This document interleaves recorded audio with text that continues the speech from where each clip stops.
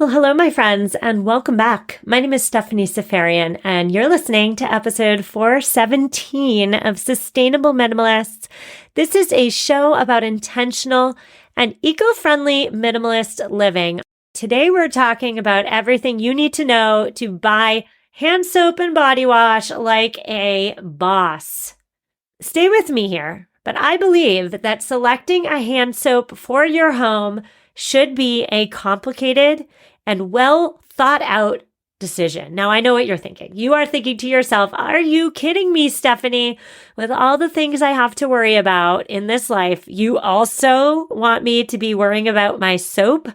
Yes, I do. And don't worry, I'm going to break it all down for you today. By the end of your listening experience today, I promise you are going to know so much about soap. And more importantly, you're going to know how to buy it like a conscious consumer. Now, listener Lauren wrote to me, and full disclosure, she wrote to me a long time ago. I'm sorry, Lauren, it took me so long to get to your episode suggestion. But Lauren wanted me to cover hand soap on the podcast. She said, of course, this is a product that so many of us use every single darn day. So Lauren also wanted my take on those reusable hand soap companies, like Blueland comes to mind. And so I will give you my thoughts on those reusable hand soap companies like Blueland in the second part of today's show. And so I just want to say at the outset that on these conscious consumer shows, we're taking a product that every single one of us buys every single week, month, year, and we break it down so that we can be more intentional in our purchasing of these items the next time we go to buy them. Because if we're going to be buying it every few months for the rest of our lives, let's make the best choice for ourselves and our families now. Let me say here too, that choosing a non-toxic hand soap, it's not just about cleanliness. It's about committing to a higher standard of care for both yourself and the planet. You deserve a non-toxic product. You do. And the planet deserves a non-polluting one, especially since we're washing it down our drains multiple times a day. And so on today's show, in part one, we're talking about some things to avoid, and specifically, we're talking about the antibacterial soaps. And then in part two, I am giving you my best thoughts as to what you should be buying. So part one is what you should not be buying. Part two is what you should be buying. I also have that handy dandy rating scale that so many of you know and love. So let's get started in part one, and let's discuss those antibacterial agents. Thanks to COVID-19, our collective love of antibacterial, antimicrobial products got out of control, didn't it? It started, of course, during the pandemic, and it never really left. Our reliance on these products never disappeared, did they? It's the same, by the way. So many things happened during COVID and just never disappeared. How about totally unrelated, but how about the asking for tips on receipts for everything? So you go get takeout and there's like a place for tips. That place for tips never disappeared. And during the pandemic, it made sense, right? We wanted to support our service workers, but now our service workers are waiting on actual people and actual tables. So why is there an option for a tip? I don't know. If anybody knows, let me know. But the World Health Organization recommended alcohol-based hand sanitizers for frequent hand hygiene during the pandemic. And according to Nielsen being that market research firm, hand sanitizer sales in the U.S. grew 73% in the first 4 weeks of the pandemic back in 2020. I'm going to make a bold statement. I believe that hand and body soaps with an antibacterial component are unnecessary. It's overkill. And I'm going to try and convince you to agree with me, okay? So stay with me. When we wash our hands with soap and water, what we're really doing is we're rubbing and we're scrubbing soap between our palms, between our fingers. And when we're rubbing and scrubbing, we're creating friction. The friction plus the soap breaks down the structure of the nasties on our hands, like the bacteria. It loosens the bacteria and other germs from our skin, and then the running water, washes these bacteria and germs down the drain. Okay? antibacterial, antimicrobial soaps, so they have something extra in them with those properties. The antibacterial part of the soap is designed to kill the germs. But here's my question for you. If we're washing our hands with soap and water, what does it matter if the germs and bacteria on our skin are dead or not before we wash them down the drain? Because if we're just washing with soap and there's no antibacterial component inside the soap, if we're washing our hands correctly, we're still loosening up the germs and bacteria with the friction and the soap, and then these germs and bacteria are getting washed down the drain. So why would we need to kill them with antibacterial chemicals first before then washing them down the drain? The goal is to get them off our hands. The goal does not need to be killing them. So I'm going to leave that there. I'm going to table that, and I want to talk about hand sanitizer. Hand sanitizer is, by definition, a set of powerful chemicals that we're rubbing on our skin in the absence of soap and water. Perhaps we're using it multiple times a day, and so we should rightfully be asking ourselves, is this stuff safe? Rubbing high concentrations of alcohol on your skin, often, that's likely not a pleasant experience. The alcohol can quickly dry out your skin. It will disrupt that protective layer of oils on your skin. And that's why hand sanitizers tend to make our hands really darn dry. According to a study that was published in the National Library of Medicine, hand sanitizers can become toxic to both humans and the planet when misused. Hand sanitizers do have a hazardous impact on the environment when they are released by evaporation. And in terms of human health, in the first 5 months of 2020, aka pandemic time, the American Association of Poison Control Center reported over 9,000 alcoholic hand sanitizer exposure cases in children under the age of 12. They recognize then that even a small amount of alcohol can cause alcohol poisoning in children. And so we're supposed to be selecting a hand sanitizer with at least 60% or ideally 70% ethyl alcohol in it. But here's a pro tip. Some of these hand sanitizers on their shelves, they contain other types of alcohol that we should be avoiding. You do not want to buy a hand sanitizer that is using methyl alcohol as its main antibacterial agent. Methyl alcohol is a toxin, should not be used, but unfortunately, some companies, some producers are using methyl alcohol in order to meet the very high demand for the product. Methyl alcohol is also quite cheap. So if you're buying the cheapest hand sanitizer on the market, be sure you turn it over and make sure it doesn't say methyl alcohol in its ingredient list. Now, there is substantial evidence out there that says that for normal hand washing, regular hand soap works just as well at removing dirt and germs from hands as the antibacterial hand soaps. Hand washing, when done properly, is better even at getting rid of germs and grime. Hand sanitizer, for the most part, should be used and should be regarded as a backup to soap and water. I am of the mindset, as is this podcast, of course, that less is more. Less exposure to powerful chemicals if and when we can help it. The average American is exposed to hundreds of different chemicals a day, many of which are not tested for safety. There's also the concept, of course, of body burden. These chemicals, both the harmful ones and the not so harmful ones, they build up in our bodies over time.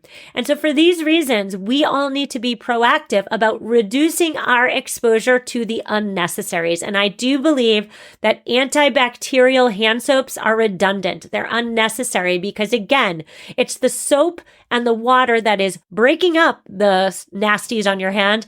And then it's the water that's rinsing them off, rinsing the nasties down the drain. I want to say here too that chemicals enter our bodies through 3 pathways. The first, of course, is inhalation. We're breathing it in. We're ingesting, so we're swallowing, yes, but we're also putting it in our mouth, like mouthwash, toothpaste. We're going to talk more about ingestion next Thursday, but that's neither here nor there. And the third way, of course, is through absorption, mostly through the skin, but also potentially through our eyes. There is research that says that applying products with harmful chemicals to our skin, that may be more deleterious to our health than eating them, if you can believe that. And now here's why. Our skin is not a true barrier, is it? When you eat something that contains a toxin, it goes through a process in which enzymes break it down and detoxify it, and then it's flushed out of the body. Of course, this process needs many things happening to work right. You must be healthy. You must have the right enzymes to break the chemical down. You must have a mature detoxification pathway. But when you apply a product to the skin, any product, hand soap, pimple concealer, eye makeup, whatever the product is, the chemical can be absorbed directly into your bloodstream without going through any sort of filtering system. And so going back to the antibacterial soap problem, there is some research that says that warm water, also known as heat, can impact the absorption rate of some chemicals. So if you're washing your hands with warm water, you should be even more conscious of the ingredients in your hand soap because the warm water may be increasing that absorption rate of those chemicals. Now, I'm not saying there's no place for antibacterial products in our lives, but I am saying loud and proud that I do not believe we need antimicrobial or antibacterial agents in our hand soap. Again, it's redundant. By all means, keep the hand sanitizer around for those instances in which you've been in a highly trafficked area. And here's the key, and you do not have access to soap and water.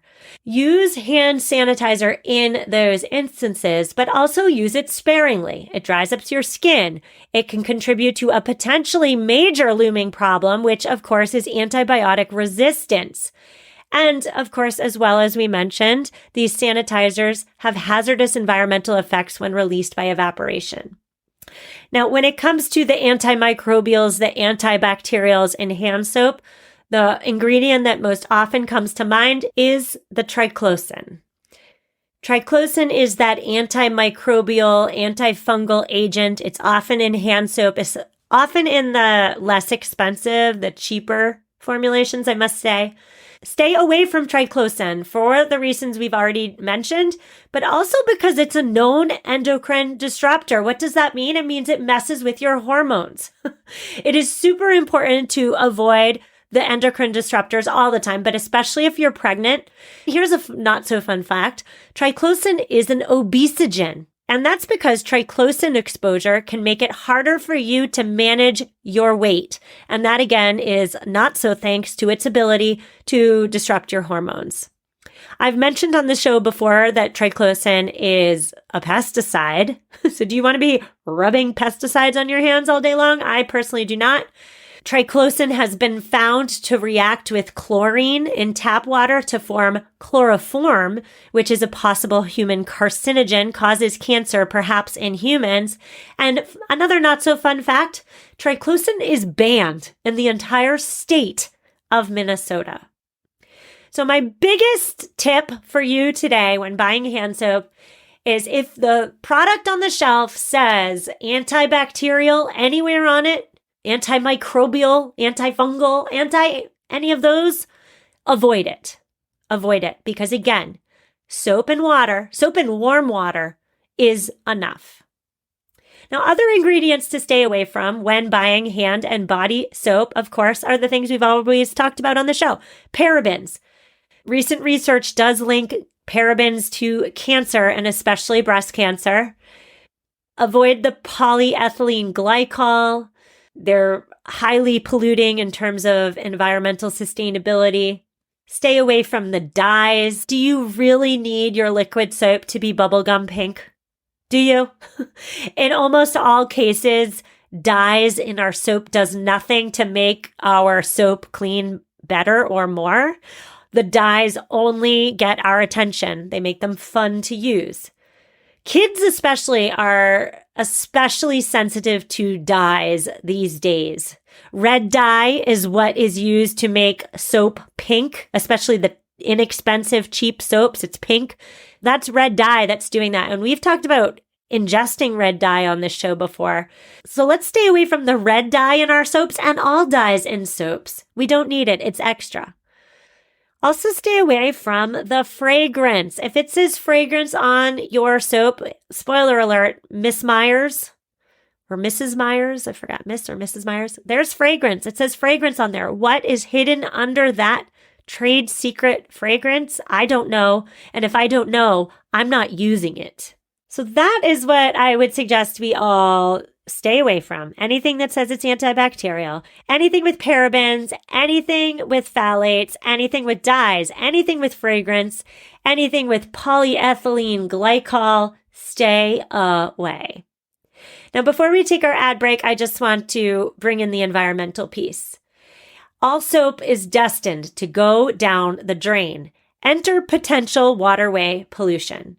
From an environmental perspective, the biggest concerns are whether or not the product will be biodegradable and not kill aquatic life when it reaches a watershed, right?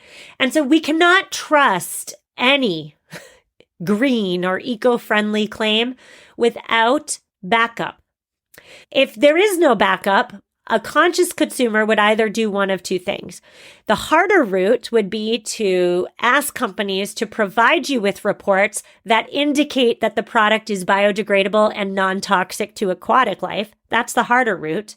The easier route, I always suggest let's go down the easier route, right? The easier route is not go through the hassle of reaching out to these companies and asking this question by simply buying a soap that doesn't have the harmful chemicals in them at the outset. That's what I'm here for. And we're going to take a break. But when we come back, we're going to talk about those brands and where and how to find them. I will see you in a minute.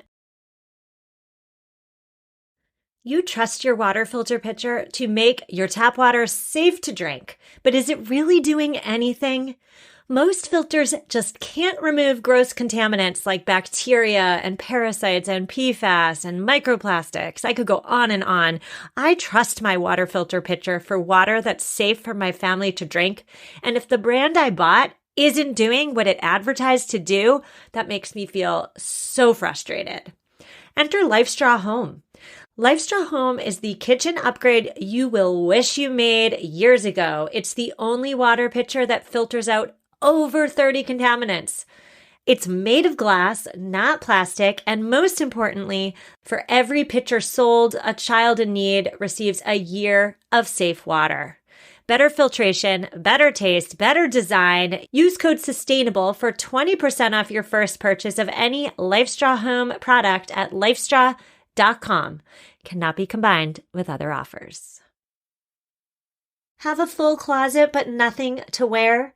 Armoire makes getting dressed so easy. With a clothing rental membership from Armoire, you can build the perfect fall wardrobe with brands that are high quality, unique, and recommended just for you. I'll be honest, I feel super guilty that I have items in my closet with the tag still on. I've never worn them. I'm never going to wear them. Armoire solves this problem for me. All you have to do is go to armoire.style/sustainable, take your 5-minute style quiz. Styles will show up at your door in as little as 2 days, and when you're ready for new clothes, you just swap them out for more new-to-you styles. Right now, my listeners can give Armoire a try and get up to 50% off their first month. That's up to $125 off. Just visit armoire.style/sustainable. ARMOIRE.style/sustainable to get up to 50% off your first month and never worry about what to wear again. Try Armoire today. And we're back. On today's show, we're discussing hand and body soap with an emphasis on the hand soap. And before the break, we discussed the things you should be avoiding. You should be avoiding, in my humble opinion, anything that says antibacterial. The big one in soap being the Triclosan.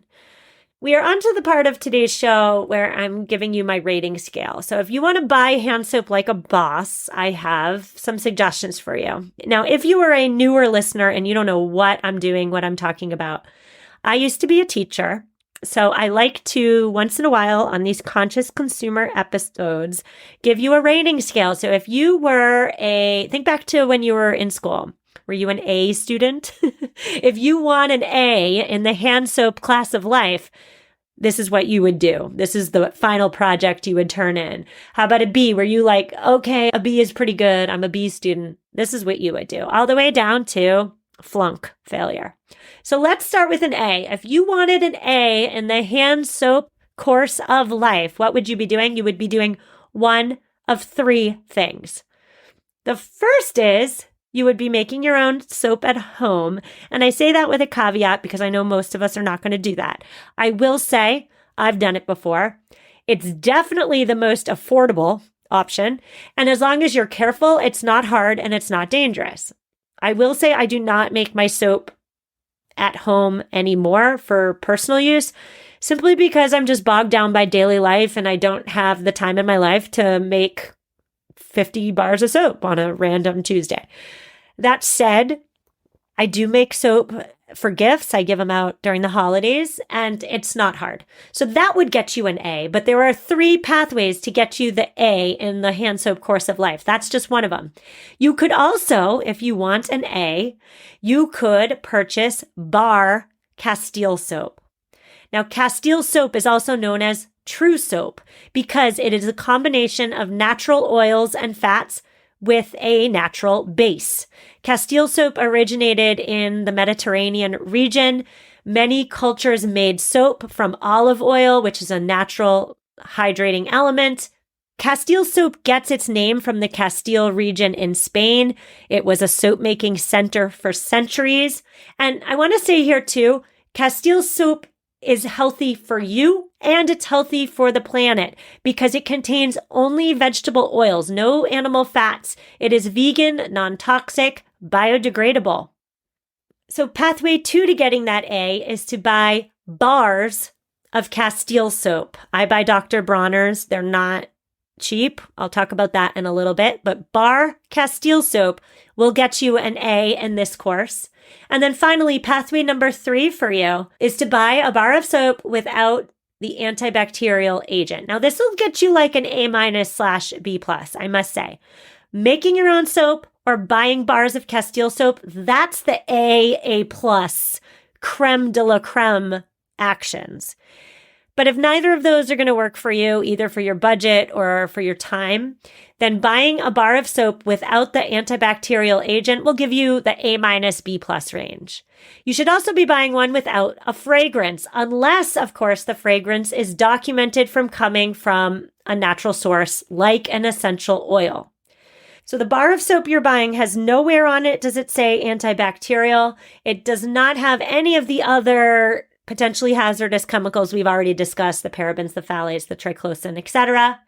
And so let me also say here too, that a bar of soap is the most eco-conscious solution. Studies have found time and time again that bacteria and viruses cannot live on a bar of soap. So even though our society has moved to these pumps of liquid soap dispensers, the bar of soap, that is the OG plastic-free option, right? It is just as good of a cleaning agent and there's no plastic to be found.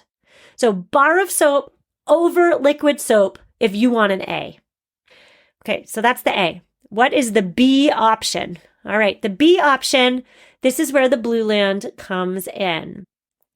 So listener Lauren asked specifically about my thoughts about Blue Land and the other refillable options. If you buy Blue Land or some other refillable option, assuming the refillable option offers a clean formulation, that would get you a B grade in the hand soap course of life. Now, for those of you who are not familiar with Blue Land is a subscription service company in which you buy their bottles at the outset. I believe they're glass. And then you subscribe and Blue Land sends you their tablets on a monthly, every 2 months, every 4 months basis, whatever you choose. So you're going to fill their bottle with water to the line, and then you're going to add one of their tablets, and voila, you get liquid soap. Now, I'm not a Blue Land user, and so I am definitely not an expert on their products, but I will say I did go to their website and I did do a deep dive on their website. I went to their ingredients tab. Let me just back up and say that on their website, on their hand soap page, they said that they are EWG verified. Excellent. I did go to the ingredients tab, and on 2 of their hand soap products, the holiday variety starter pack and the classic variety starter pack, they have fragrance listed. Fragrance, again, being that trade secret. Companies can hide dozens of chemicals, some of which may indeed be harmful, under the fragrance label. And so I want to make clear to anybody who uses Blueland, okay, I'm not saying Blueland's bad, but I am saying that Blueland's fragrance-free hand soap is the only product that's EWG verified. The website is confusing on that part. The classic variety starter pack and the holiday variety starter pack, which again are scented products, they have the fragrance, and those products are rated yellow on the EWG rating scale. That's the middle category. So think of like a yellow light. It's not red light, but it's not green light either. The only green light product is the fragrance-free product. And so that all said, I do appreciate Blueland's commitment to diverting plastic from landfills.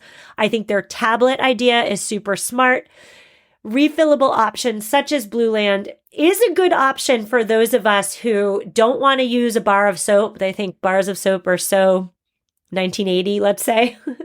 They want the liquid soap and they don't want to contribute to plastic pollution. These refillable options might be for you, but please do that deeper dive. Look at the ingredients tab on all of these websites, even though the ingredients tab is likely hidden. And if you see fragrance, your spidey sense should be going off. So that's the B. If you want to see in the hand soap course of life, you are going to be buying an inexpensive bar of soap with those potentially harmful ingredients, the parabens, the phthalates, the fragrance, etc. I'm thinking the Dial bar of soap or the Iris Spring bar of soap or the Dove antibacterial soap, right? You're getting some points because it's a bar, but you're also losing points because it's perhaps antibacterial and also because there are some potentially harmful chemicals inside that you don't want on your body and you don't want being washed down the drain. If you want to see, you're also likely purchasing from one of those mega corporations. They don't have a solid environmental policy on the books. Maybe they have an environmental policy, but let's be real, they just have one, so they're not left behind. The product is inexpensive and it technically works, but you can do better. So if you're buying an inexpensive bar of soap with those potentially harmful ingredients, that's going to get you a C in this course. And then finally, if you want a D or an F, nobody wants a D or F. You don't want it, but if you continue doing this, you're going to get it. A D or F is reserved for those of us who continue to purchase the inexpensive soap, like in the previous category C, with the bad ingredients like the Dial, but it comes in a plastic jug. So everything that got you the C plus the plastic, it is a liquid soap, that is a D or F action. So it's antibacterial, perhaps. It has the parabens. It has the triclosan. It has the phthalates. Even if it just has one of those and it's in a plastic bottle, that's a D or an F action. So I do have a couple additional buying suggestions for you. And then I have some product recommendations and then we'll say goodbye. Four more specifically buying guide suggestions is number 1, do not buy individual plastic soap pump containers for each bathroom. Remember surface area. If you are a purchaser of liquid soap, buying refills in the biggest jug possible and refilling your fancy liquid soap containers that you bought at, I don't know, Crate and Barrel or wherever, that is technically more environmentally friendly than buying lots of small bottles with pumps and then throwing that out when it empties. That's number 1. Number 2, if you are on board with buying and using bars of soap instead of liquid soap, take that bar of soap out of your shower in between uses. It will last longer. And I know because I buy the Dr. Bronner's Castile soap in the bar. Not cheap. It's $4.50 a bar. You can best believe I don't want that just evaporating or disappearing. I want that $4.50 bar of soap to last. So take it out of the shower. And related to this is tip number 3. This came from a listener a few years back, and she said that you can save up your soap bar scraps that are too small to use, and you can save them in a jar. And when you have enough of them in the jar, add a little bit of water, shake it up. Guess what you just made? You just made liquid soap out of your little tiny piece of soap discards. Okay, so save those little pieces of the bar that are breaking and cracking and too small. You can make liquid soap out of them. And then finally, buying guide tip number 4 is when it comes to making smarter purchasing decisions with your personal care products, I believe that it really does come down to doing that upfront work and finding the preferred item, the non-toxic and eco-friendly item that you like. It's a personal care item for a reason. It's because what works for you is personal. So find the one that's non-toxic and eco-friendly and you like. And then once you find it, you don't ever have to think about it again. You can just go on buying it forever. And so I do have some suggestions here in terms of where you should be putting your money, but just know that this is not an exhaustive list. Once you know how to turn a product over and read the ingredients label, you've won. You have won the conscious consumer game of life. Now, if you're not there yet, this is why I'm giving you some suggestions.